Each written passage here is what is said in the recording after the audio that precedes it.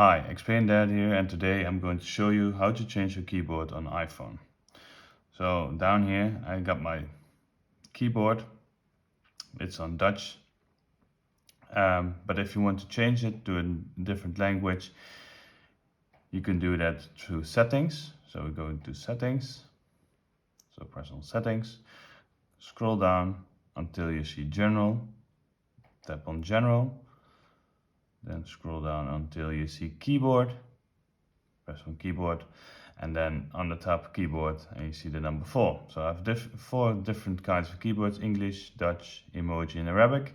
So if you want to add a new one, you can do that by pressing add new keyboard, and then you see you have loads of different options to choose from, different countries.